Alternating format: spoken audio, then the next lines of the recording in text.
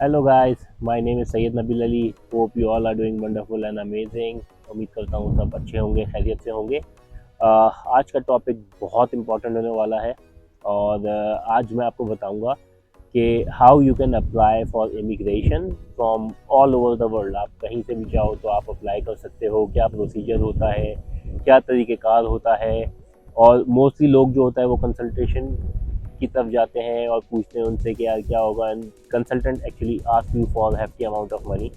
सो मैं यही कहूँगा कि आज की वीडियो आप पूरी देखें और उम्मीद करता हूँ कि जो भी डाउट्स होंगे मैं सबके क्लियर कर पाऊँगा और बता पाऊँगा कि इमिग्रेशन का टोटल एंड एक्चुअल प्रोसेस क्या होता है। आप मेरे पीछे और आसपास देख सकते हैं कि यहाँ पे विंटर भी आ चुके हैं। सो आई डोंट नो, मैं भी ये वीडियो रिकॉर्ड कर रहा हूँ तो लाइक माइक्रोफोन में आवाज़ कैसी जा रही होगी क्योंकि it's too windy out there today. So without any further delay let's start the intro.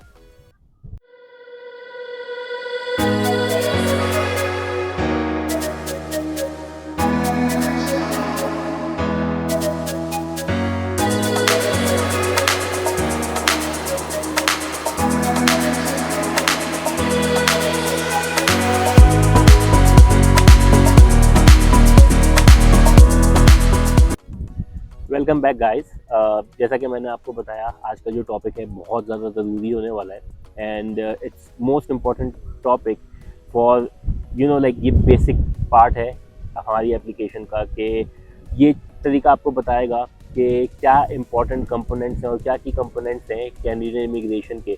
So I request you all to watch the full video और इससे आप एक्चुअली अप टू डेट रहोगे और आपको पता भी चलेगा कि एप्लीकेशन प्रोसीजर क्या होता है और कौन कौन सी जो चीज़ें हैं वो मायने रखती हैं एप्लीकेशन के अंदर। सो सबसे पहले तो मैं आप सबको यही बात कहूँगा कि आप किसी भी वेबसाइट के ऊपर जाते हो, they are like lots of thousands of websites on internet जो कि आपको बताएगा कि हम आप आ जाओ, हम आपकी कैनेडियन इमिग्रेशन करवा देंगे, but they and up asking you money.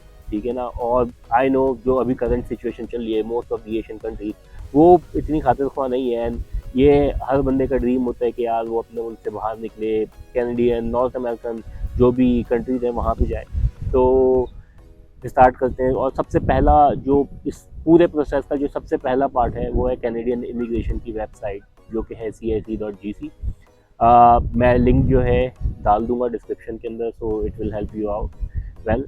So immigration Canada की बहुत सारे तरीक़ों से होती है, टू बी रियली ऑनेस्ट। सबसे जो पहला मेथड है उसके अंदर वो है एक्सप्रेस एंट्री का, फिर आपके पेपर बेस्ड एप्लीकेशन आ जाती है एंड सो ऑन। आप स्टूडेंट वीज़ा पे आ सकते हो, आप वर्क परमिट के ऊपर आ सकते हो, बट हम आज जो है वो एक्सप्रेस एंट्री को टारगेट करेंगे और मैं आपको बताऊंगा कि एक्सप्रेस एंट्री के अंदर लाइक क्या पॉइंट सिस्टम होता है और कितने पॉइंट्स आपके होने चाहिए जिससे आप इमिग्रेशन जो है वो अपनी अप्लाई कर सकते हो। और टोटल जो पॉइंट्स हैं मैं आपको पहले बता दूं, आपको 67 पॉइंट्स करने होते हैं आउट ऑफ 100 एक्सप्रेस एंट्री के अंदर अप्लाई करने। सो जैसा कि मैंने आपको बताया आपको 67 पॉइंट्स चाहिए होते हैं आउट ऑफ 100। तो ये 67 पॉइंट्स भी जो होते हैं वो आपके मज़ीद डिवाइड हो जाते हैं बहुत सारे पॉइंट्स के अंदर। जैसे कि आपकी एज, पहला पॉइंट होता है आपकी एज मैटर करती है इसके अंदर। दूसरा आपकी एजुकेशन मैटर करती है, आपका आइल्स का या सेल्फिप का, इट डिपेंड्स कि आप कौन सा इंग्लिश लैंग्वेज टेस्ट लेते हो उसके ऊपर डिपेंड करता है। उसके अलावा आपके वर्क एक्सपीरियंस पे डिपेंड करता है, आपका अगर कोई अरेंज एम्प्लॉयमेंट है कनाडा के अंदर उसके ऊपर डिपेंड करता है। So it depends upon so many points. अब मैं मज़ीद इसको क्लासीफाई ऐसे करूँगा कि जैसे कि मैं आपको बताना चाहूँगा और मैं यहाँ पे ग्राफ के थ्रू भी बता दूँगा कि लाइक वो क्या पॉइंट सिस्टम होते हैं जिससे आप पॉइंट्स अचीव कर सकते हो अपने। तो सबसे पहले आते हैं लैंग्वेज के ऊपर। बहुत सारे लोगों का ये मानना होता है कि हमें आइल्स का स्कोर जो है हमारा अच्छा नहीं आ रहा और हमें आइल्स की तैयारी करनी है, हम कहाँ से करेंगे। तो मैं सबको ये बात करूँगा कि हर बंदा यूट्यूब देखता है और मैं जब कनाडा आ रहा था तो मैंने आइल्स की तैयारी अपने यूट्यूब के चैनल से की। मेरा यूट्यूब नहीं, मतलब मैंने यूट्यूब से अपनी तैयारी की। उसके अलावा मैंने गूगल के ऊपर ऑक्सफोर्ड आइल्स की काफ़ी सारी बुक्स होती हैं अवेलेबल, आप उसको सर्च करो। और ख़ास तौर पे लिसनिंग के जो टेस्ट होते हैं वो आप अगर यूट्यूब से तैयारी करते हो तो आपकी उसके अंदर अच्छी तैयारी हो जाती है। और आइल्स आपको अगर स्पेसिफिकली हम टारगेट करें तो आइल्स जो होता है वो कहलाता है कैनेडियन लैंग्वेज बेंचमार्क। और आइल्स के अंदर कोशिश ये होती है हर बंदे की कि 8 स्कोर करे, तो एक्सप्रेस एंट्री के अंदर अच्छे चांसेस बन जाते हैं, क्योंकि जो 67 पॉइंट्स हैं आपके, उसके अंदर होता ये है कि आप 67 तो स्कोर कर लेते हो, लेकिन कंपटीशन इतना टफ होता है कि लोग 75-80 करते हैं टारगेट के हमारे इतने पॉइंट्स हो तो हमारे चांस बने। तो CLB लेवल आपका एटलीस्ट जो है वो 8 बैंड के करीब आना चाहिए, और 6.5 ईच होना चाहिए आपका, तो आप एलिजिबल होते हो। इसी तरीके से जो आपका एजुकेशन है वो बहुत मैटर करता है यहाँ पे। अगर आपने PhD किया हुआ है तो आप 25 पॉइंट्स ले लोगे उसके अंदर। इसी तरीके से आपने अगर मास्टर्स किया हुआ है आपको 23 पॉइंट्स आ जाएंगे, और अगर आपने बैचलर्स किया हुआ है तो आप 20 पॉइंट्स उस तरीके से हासिल कर सकते हो। बट उसके लिए भी आपको यहाँ पे अपनी आउट ऑफ विच कंट्री आप कहीं पे भी रह रहे हो, वहाँ से आपको अपनी डिग्री जो है वो वैस करवानी पड़ती है या यूनिवर्सिटी ऑफ टोरंटो भेजनी पड़ती है। तो बहुत सारे वो भी हैं, वो CIC की वेबसाइट के ऊपर सब मौजूद है। मैं लिंक के अंदर बता दूंगा, तो you can go through that. आप वहाँ पे जाके चेक कर सकते हो कि कहाँ पे आपने अप्लाई करना है, और वहाँ से आप अपनी एजुकेशन जो है एवेल्युएट करवा लेते हो, तो आपको उसके भी पॉइंट्स मिल जाते हैं। फिर आती है आपका एज। आपकी एज अगर 18 से 35 के अंदर आती है तो you can claim maximum points, at least 12 points आप उससे क्लेम कर सकते हो। और ये एक मेरी नज़र में सबसे इम्पॉर्टेंट पॉइंट्स है, जो कि क्योंकि आपका आइल्स का स्कोर, एज, आपकी एजुकेशन, ये वो पॉइंट्स हैं जो कि टोटली आप जिसके लिए रिस्पॉन्सिबल हो और आप इससे पॉइंट्स क्लेम कर सकते हो। तो इसी तरीके से जिनकी एज 18 से 35 होती है वो मैक्सिमम पॉइंट्स क्लेम करते हैं, एंड सो ऑन, फिर वो पॉइंट्स कम होते रहते हैं। मैं ये भी बता दूंगा उस ब्रैकेट का मतलब क्या होता है, क्या पॉइंट ग्रुप होता है। एंड देन आता है आपका वर्क एक्सपीरियंस।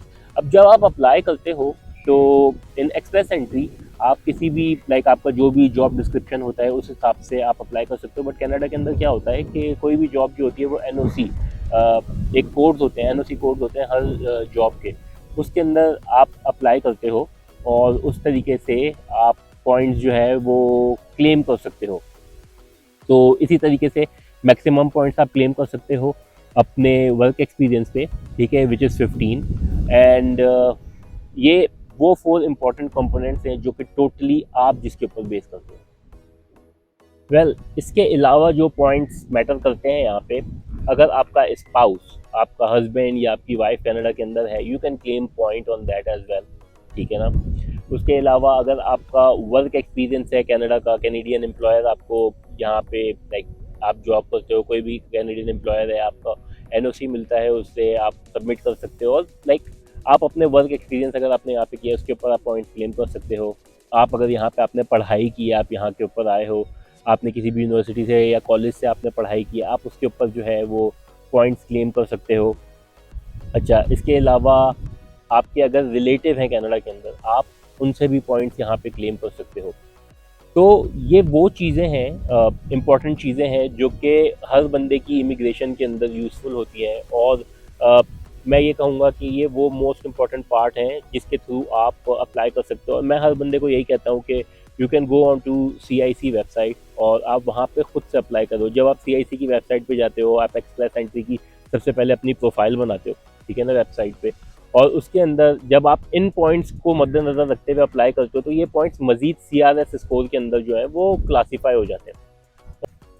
तो जब आप अप्लाई कर देते हो, एक्सप्रेस एंट्री के अंदर अपनी प्रोफाइल बना लेते हो, तो ये जो कंपोनेंट्स मैंने आपको बताए, एज, एजुकेशन, आपकी आइल्स का स्कोर, वर्क एक्सपीरियंस, आपकी एजुकेशन कनाडा के अंदर, या आपके रिलेटिव, ये जो भी पॉइंट्स हैं आपकी, ये मज़ीद CRS स्कोर के अंदर मज़ीद आपके क्या कहते हैं एक्सटेंड हो जाते हैं। फर्स्ट करें, जैसे कि मैं आपको बताऊं कि जो आपकी एज होती है उसके ऊपर अगर आपको 12 पॉइंट्स मिलने हैं, तब जब आप CRS स्कोर के ऊपर जाते हो तो ये मज़ीद 50 के ऊपर भी जा सकते हैं। इसी तरीके से जब आप एक्सप्रेस एंट्री के अंदर प्रोफाइल बनाते हो तो वो एक तरीके से एक पोर्टल होता है, और उसके अंदर आप हर एक वेबसाइट के हर एक वेबसाइट तो नहीं कहूँगा, लेकिन हर एक प्रोविंस के अंदर आप अप्लाई कर रहे होते हो, और कनाडा के अंदर 10 प्रोविंस है।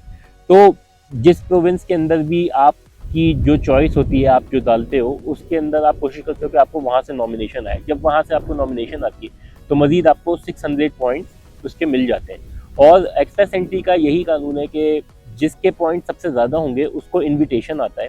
और सबसे अच्छी बात एक्सप्रेस एंट्री की ये है कि इसका प्रोसेसिंग टाइम कम है।